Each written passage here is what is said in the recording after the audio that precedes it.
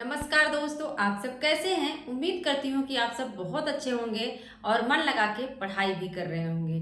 जैसा कि हम भाषा विज्ञान पढ़ रहे हैं और आप सभी को बहुत ही जो है अच्छा लग रहा है, समझ में आ रहा है। ये देख के मुझे भी बहुत अच्छा लग रहा है कि मेरे द्वारा पढ़ाया हुआ जो कंटेंट है आप सभी को समझ आ रहा है और याद हो रहा है। सबसे बड़ी बात होती है याद करना। तो मैं जब पढ़ाई कर रही थी, पढ़ाई के दौरान मेरे सामने यही समस्या आ रही थी कि हम पढ़ने को तो बहुत सारी चीज़ें पढ़ लेते थे, लेकिन वो याद नहीं होती थी। तो मैं अपने आप को आप सब लोगों की जगह पे रख के देखती हूँ कि आप सबके सामने भी यही समस्या होगी कि चीज़ें याद नहीं होती होंगी। तो उसी को मैंने जिस तरह से पढ़ा, जिस तरह से सारे एग्ज़ाम को क्रैक किया, पास किया, जैसे जेआरएफ जैसे एग्ज़ाम को पास किया, तो जो है उसी तरह से मैं भी कोशिश करती हूँ कि आप सब भी पढ़ के और सफलता प्राप्त करें। तो आइए देखते हैं क्या है भाषा विज्ञान में। आज हम हिंदी की बोलियों को पढ़ेंगे। देखिए, हिंदी की बोलियों से एग्जाम में अक्सर क्वेश्चन पूछते हैं और हम आते हुए गलत कर देते हैं। ऐसा क्यों होता है? क्योंकि हम तो सरिसर निगाह सरसरी निगाह से पढ़ते चले जाते हैं। हमें लगता है ये तो याद है, ये तो छोटी सी बात है। लेकिन जब वो फैक्चुअल ऐसे फैक्ट पूछ देता है और हम सोचते हैं तो सरल है और सरल क्वेश्चन कंफ्यूजन में गलत करके आ जाते हैं। तो आज हम उन्हीं सब चीज़ों को थोड़ा सा ट्रिकी करके याद करेंगे। आइए देखते हैं क्या है हिंदी की बोलियां। हिंदी की बोलियों का अगर प्रश्न जहां तक है तो हिंदी की देखो 18 बोलियां मानी जाती हैं। कितनी? 18 बोलियां मानी जाती हैं। और लेकिन एक चीज याद रखिएगा, अगर डॉक्टर नगेंद्र के अनुसार पूछे, डॉक्टर नगेंद्र जबकि जो है एग्जाम के लिए महत्वपूर्ण है, तो ये क्या मानते हैं कितनी? 17 बोलियां हैं। कितनी बोलियां हैं? इनका मानना है कि 17 ही बोलियां हैं। लेकिन अगर वैसे पूछता है, किसी के अनुसार नहीं पूछता है कि हिंदी की कितनी बोलियां, तो कितना बताओगे आप? 18 बोलियां हिंदी की हैं। ठीक है।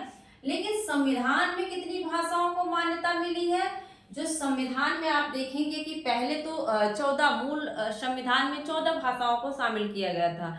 लेकिन उसके बाद उसमें संशोधन होते हैं और संशोधन के बाद उसमें 22 भाषाओं को मान्यता दी जाती है। ज्ञानपीठ पुरस्कार जो है इन्हीं 22 भाषाओं को दिया जाता है। एक और अंग्रेजी को भी शामिल कर दिया गया है, तो 23 भाषाओं को।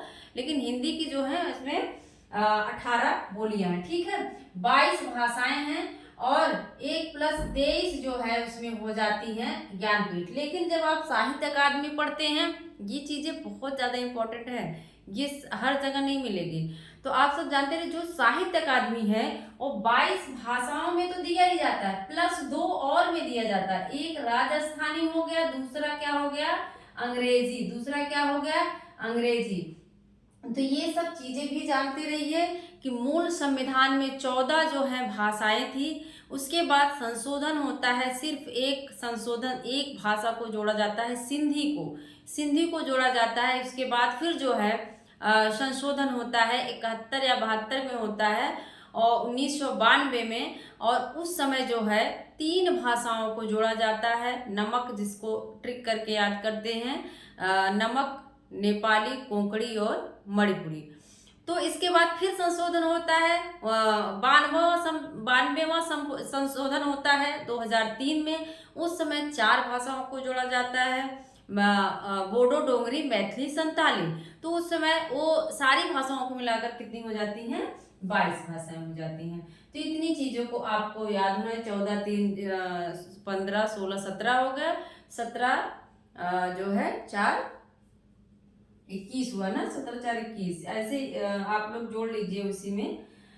तो 22 भाषाएं संविधान में आप देखेंगे। ठीक है।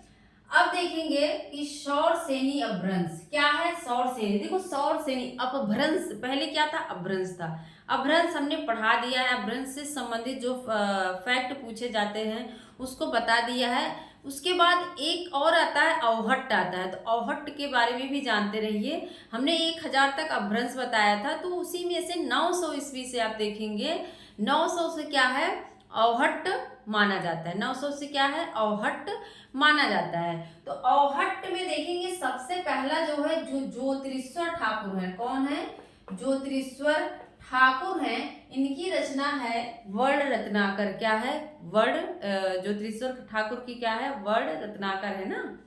हाँ, वो भी किसमें है? औहट्य में है। जो त्रिश्वर ठाकुर की जो वर्ण रत्नाकर है किसमें है? ये औहट्य में है।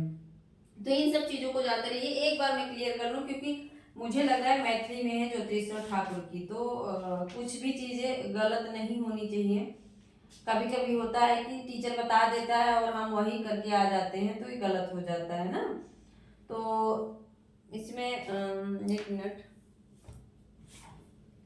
तो आप सब ये बोलियों वाला जो टॉपिक है इसको अच्छे से पढ़ लीजिए, क्योंकि एग्जाम में जो बहुत ही ज्यादा पूछा जाता है। और चलो मैं इसको क्लियर करके आप सब कमेंट बॉक्स में बताइएगा। मैं देख के कल जब वीडियो मैं फिर से अपलोड करूंगी तो उसमें आप लोगों को क्लियर कर दूंगी। तो मैं जहां तक मुझे लगता है जो त्रिश्वर ठाकुर का जो है वर्ण रत्नाकर, वही क्या है, उसी में जो है औहट्य भाषा का प्रयोग हुआ है। और औहट्य किसमें है? जो विद्यापति की कीर्तलता और कीर्त पताका है उसमें भी औहट्य भाषा का प्रयोग हुआ है। औहट्य में है कीर्तिलता कीर्ति पताका। संदेश रासक जो है अब्दुल रहमान की रचना है, वो उसमें भी औहट्य है। तो ये सारी चीजें आप जानते रहिए। देखो, सौर सेनी अपभ्रंश बहुत ज्यादा पूछा जाता है कि सौर सेनी अपभ्रंश से कौन सी हिंदी नहीं निकली, कौन सी भाषा नहीं निकली है। तो याद रखिएगा, पश्चिमी हिंदी और राजस्थानी हिंदी, पहाड़ी हिंदी निकली हुई है। कौन कौन सी?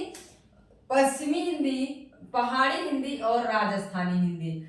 जिसमें से पश्चिमी हिंदी से क्वेश्चन बने हैं, राजस्थानी से बने हैं, पहाड़ी से क्वेश्चन कम बनते हैं। अगर आप उत्तराखंड का कोई एग्जाम देने जाएंगे तो वहां पर जो है पहाड़ी से आपको क्वेश्चन देखने को मिलते हैं।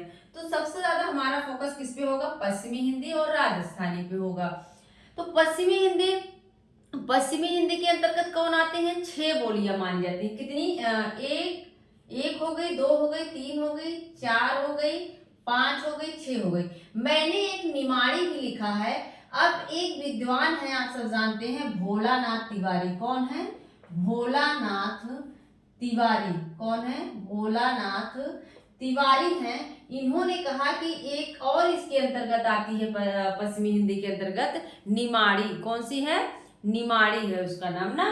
तो ये भी जानते रहिए, एग्जाम में पूछ लेगा। भोलानाथ तिवारी ने पश्चिमी हिंदी के अंतर्गत एक और किस बोली को स्थान दिया है? तो आप बताएंगे निमाड़ी। ठीक है, भोलानाथ तिवारी की निमाड़ी। हमने इसको रिलेट कर लिया, क्योंकि देखो कुछ चीजें होती हैं जो हमेशा नहीं याद रखी जाती हैं। जैसे आप सूरदास की रचनाएं हमेशा याद करके रख सकते हैं, तुलसीदास की रचनाएं हमेशा याद रहती हैं। लेकिन कुछ ऐसे फैक्ट होते हैं जो तुमको कितना भी पढ़ लो भूल जाता है। हमने याद कर लिया निमाड़ी।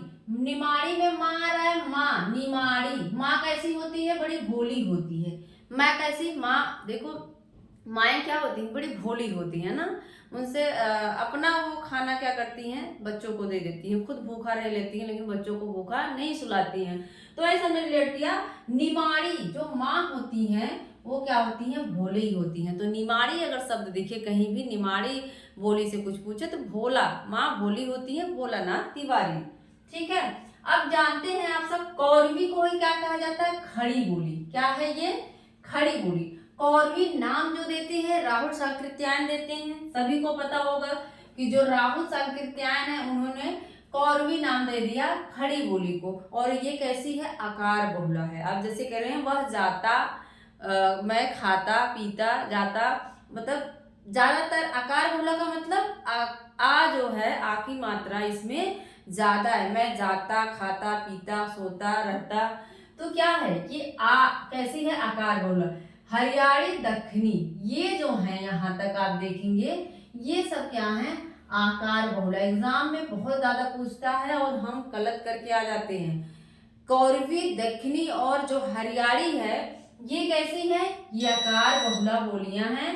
और हरियाणी को क्या कहा जाता है? और बांगरू भी कहा जाता है। क्या कहा जाता है? बांगरू भी कहा जाता है। बांगरू जो हरियाणा के बांगर, मतलब जो बांगर क्षेत्र था, जो उपजाऊ नहीं था, जहाँ पे पानी नहीं पहुंच पाता था, हरियाणा के कुछ ऐसे क्षेत्र थे, तो जो वहां की बोली थी उसको क्या कह दिया गया? बांगरू कह दिया गया। क्या कह दिया गया? बांगरू कह दिया गया। और एक ऐसी बोली है, आकार बहुला बोली है, इसको आप जानते रहिए। दक्षिणी मतलब आप जान ही रहे हैं, जो दक्षिण भारत की बोली है वो भी आकार बहुला है। जब दिल्ली में जो है आप जानते होंगे, अगर इतिहास का थोड़ा भी आपको नॉलेज होगा, तो जब दिल्ली से बहुत सारे लोग दक्षिण भारत जाते थे, अपनी राजधानी बदलते थे, तो जो दिल्ली वाले हैं जहाँ पे खड़ी बोली का प्रभाव है, वहाँ के लोग जब दक्षिण भारत में जाते हैं तो वहाँ से ये बोली भी जाती है। यहाँ के लोग जाके वहाँ पर क्या करते हैं, जब बोलते हैं तो वो मिक्स हो गई दक्षिणी, तो वही जो है प्रभाव उसमें दिखता है। और ये भी क्या है? आकार बहुला है। दक्षिणी भी क्या है? आकार बहुला है। ब्रज भाषा आप जानते हैं, जो आगरा मथुरा की बोली है, आगरा मथुरा में वो जो ब्रज मंडल है, वहाँ के लोग क्या है? ब्रज भाषा बोलते हैं, ब्रज भाषा का प्रयोग किया जाता है। इन सब जो बोलियां हैं, ये सब उनकी उपबोली और क्षेत्र को हम अगली वीडियो में देखेंगे, जो कि बहुत इंपॉर्टेंट होने वाली है और ट्रिक के साथ। ठीक है, अब देखो ब्रज, बुंदेली, कन्नौजी। ब्रज, बुंदेली और कन्नौजी, ये सब जो है ये ओकार बहुला है। याद रख लीजिए, ये सब जो है ये कैसी हैं? ओकार बहुला हैं। तो एग्जाम में आपको पूछेगा तो याद रख लीजिए, कौरवी मतलब खड़ी बोली, तो खड़ी बोली में कंफ्यूज होना ही नहीं है। ये क्या है? आकार बहुला, दक्षिणी है और हरियाली है। ब्रज, ब्रज में भी आपको दिक्कत नहीं होनी चाहिए, क्योंकि आप सूरदास का कोई भी पद पढ़ेंगे, ब्रज नंददास का कोई भी पद पढ़ेंगे ब्रज में, तो क्या होता है? ओ शब्द ज्यादा वहां पे दिखता है, खायो गयो पायो ना। तो क्या है ये? ब्रज का आपको कंफ्यूजन नहीं होना चाहिए। ओकार बोला। बुंदेली कन्नौजी में अगर आप कंफ्यूज हो रहे हैं, देखो बुंदेली कन्नौजी दोनों में ओ की मात्रा लगभग मतलब एक ही मात्रा है, लेकिन ओ की तरह ही तो है। दिख रहा है ना? चीजों को रिलेट करना सीखिए आप सब। कौरवी का देखो कंफर्म है, वो तो नहीं आपको भूलेगा, लेकिन इसमें देखो बुंदेली में भी ऐसे एक मात्रा है, कन्नौजी में भी ऐसे लगभग मात्रा है, तो ओकार में भी ओ की मात्रा है। तो जो मात्राओं वाला है ऐसे ब्रज का, तो आपको पता है, कंफ्यूजन हो रहा है आपको किसमें? बुंदेली और कन्नौजी। तो आप रिलेट कर लो, देखो ओ वाला जो है ऐसे, जो ऐसे मात्राएं हैं, उसी में क्या होगा? ओकार बहुला बोली होगी। ठीक है, ऐसे आप रिलेट कर लीजिए, और इन सब के बारे में डिटेल हम दूसरे वीडियो में देखेंगे। राजस्थानी है, राजस्थानी आप जानते हैं, राजस्थानी में 4 बोलियां प्रसिद्ध हैं, ये बहुत एग्जाम में पूछता है। तो आप जानते रहिए, मारवाड़ी है, जयपुरी है, मेवाती है, मालवी है। अब इसको पूछेगा कि कहाँ बोली जाती है, दक्षिणी, पश्चिमी, उत्तरी, ये सब बहुत ज्यादा पूछता है। तो मारवाड़ी जो है कहाँ बोली जाती है? पश्चिम में बोली जाती है। जयपुरी कहाँ बोली जाती है? पूरब में बोली जाती है। मेवाती कहाँ? उत्तर में। मालवी क्या कहाँ है? दक्षिण में। अब इसको कैसे याद करें, कि बहुत सारे लोग तो ट्रिक बना लिए होंगे, लेकिन बहुत सारे बच्चे ऐसे हैं जो नए हैं, तो कैसे याद करो? देखो मारवाड़ी, अगर आप पश्चिम लिख रहे हो, ऐसे पश्चिम लिख रहे हो तो थोड़ा सा बड़ा लग रहा है कि नहीं? मारवाड़ी और पश्चिम लगभग सेम मैच कर रहा है। जयपुरी और पूर्वी, देखो इसमें भी क्या आ रहा है? जयपुरी, जयपुरी पूर्वी, जयपुरी पूर्वी, पा आ रहा है कि नहीं? जयपुरी पूर्वी। तो ऐसे कर लो, जयपुरी, इसमें भी ऊ आ रहा है, इसमें हालांकि जो है बड़ा ऊ की मात्रा है, इसमें छोटा ऊ की, तो जहां पे पू शब्द दिखे उसी में चले जाना है, जयपुरी पूर्वी। ठीक है, मेवाती में ता आ रहा है, उत्तर में भी देखो ता आ रहा है। मेवाती में, एक मिनट मैं थोड़ा,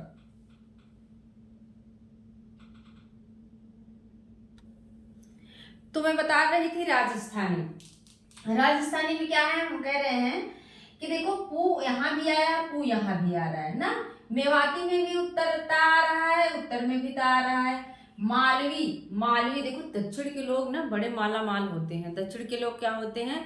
चाणक्य कहता भी है, अगर हमें यात्रा करनी है तो हमें दक्षिण की यात्रा करना चाहिए ना, दक्षिण की यात्रा करना चाहिए। वहां पे क्या, खनिज संसाधन ज्यादा मिलते हैं। तो माला माल कौन है भाई? दक्षिण वाले हैं ना। बच रहा है एक मारवाड़ी, तो पश्चिमी हो जाएगा। और अगर एग्जाम में पूछे कि मीरा के जो पद हैं वो किसमें हैं, मीरा राजस्थान की हैं, किसमें मिलता है, तो किसमें कहेंगे आप, मारवाड़ी में। साहित्यिक दृष्टि से क्या है, साहित्यिक दृष्टि से मारवाड़ी जो है बड़ी ही प्रसिद्ध है। साहित्यिक दृष्टि से अगर देखें जो है ये बड़ा ही क्या है, साहित्यिक दृष्टि से बड़ी ही संपन्न है मारवाड़ी। और मीरा के जो पद मिलते हैं वो किसमें है, मारवाड़ी में है। किसमें है, मारवाड़ी में है। तो ये सब जानते रहिए, ठीक है। आगे है पहाड़ी हिंदी, इसमें आप देखेंगे कुमायूनी है और गढ़वाली है। कुमायूनी गढ़वाली बस जानते रहिए, पहाड़ी में कुमायूनी है, गढ़वाली है, क्योंकि एग्जाम में यहाँ से क्वेश्चन कम पूछता है। अब आते हैं अर्धमागधी, यहाँ पे बहुत बड़ा खेल होता है, पूर्वी हिंदी अर्धमागधी। अब पूछेगा कि अर्धमागधी से विकसित हुई है कौन, तो आपकी बत्ती हो जाएगी गुल। हमने रिलेट करा, देखो अर्ध में आ रहा है उड़नतुआरा, और यहाँ भी आ रहा है उड़नतुआरा, और किसी में उड़नतुआरा आपको दिख रहा है, सौरसेनी, पश्चिमी, राजस्थानी, पहाड़ी कहीं नहीं दिखेगा। अर्धमागधी को कहाँ ले जाना है, उड़नतुआरा वाले सही करना, पूर्वी पे। किस पे सही कर दोगे आप, पूर्वी को, सूचना ही नहीं है। और इसको कर लोगे अवधी, बघेली, छत्तीसगढ़ी। अब पूछेगा पूर्वी हिंदी से कौन सी बोली निकली हुई है, तो आपको कर लेना है पूर्व। देखो जैसे ही आप बछिया को खोलोगे, बछिया जो घर का गाय का बछिया होता है, उसको जैसे ही आप खोलेंगे फुर्र से भगेगा, तो वहीं से रिलेट कर लो। जैसे ही उसको खोलते हैं बछिया को, वो पूरब की तरफ भग लेता है ना, बछिया। क्या कर लोगे, इसको कर लो बछिया। अब पूछेगा, अब आप सोचेंगे बछिया क्या है, बछिया बा से बघेली, छा से छत्तीसगढ़ी, आ से अवधी, क्या हो जाएगा, बछिया। याद कर लो, देखो जैसे ही बछिया को खोलते हैं, मेरा घर जो है पूरब के साइड में था, तो हमने वैसे रिलेट कर लिया था। जैसे ही अपनी बछिया को खोलते थे, वो पूरब साइड के, जैसे पूरब साइड दरवाजा था, तो भगती थी उधरी, तो हमने रिलेट कर लिया पूर्वी से कौन निकलेगा, बछिया निकलती है। अब बछिया से हो गया बघेली, छत्तीसगढ़ी और अवधी हो गया। इसके बाद आप देखेंगे मागधी बच रहा है। मागधी से मगध क्या है, बिहार, बिहारी हिंदी निकलेगी। मगध का क्षेत्र क्या है, बिहार, बिहारी हिंदी। और जब आपको ये क्लियर हो गया तो आपको दिक्कत ही नहीं होगी। भोजपुरी, मगही, मैथिली, क्या हो जाएगा, भोजपुरी हो जाएगा, मगही, मैथिली, ठीक है। अब देखो ब्राचर पूछता है, ब्राचर से कौन सी हिंदी निकली, सिंधी निकली है।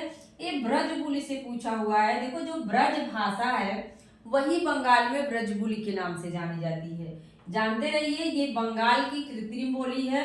ये जो ब्रज भाषा है उसी को बंगाल में ब्रजबुली के नाम से जाना जाता है, जिसका नामकरण किसने किया था, तो ईश्वर दास। किसने कौन करते हैं, ईश्वर दास। ईश्वर दास ही तो हैं, ईश्वर दास करते हैं ना इसका नामकरण। बिहारी का नामकरण कौन कर देगा भाई, गृहर्षण कर देते हैं। बिहारी का नाम कौन करता है, गृहर्षण कर देते हैं। मैथिली यहीं पे आपको दिख जाएगी, मैथिली का नाम कौन कर देगा, कोलब्रुक। पूछा जाता है, हमने बताया हुआ है कि मैथ को आप बिना बुक के सॉल्व कर सकते हैं, नहीं ना। मैथ को आप बिना बुक से सॉल्व नहीं कर सकते हैं।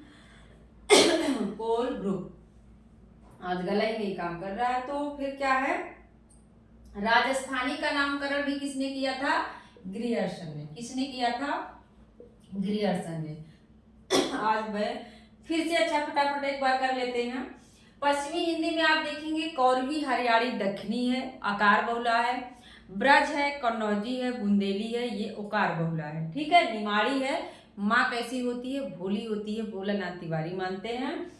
राजस्थानी हिंदी में 4 आती हैं, मारवाड़ी है, मेवाती है, और मालवी है, और जयपुरी है।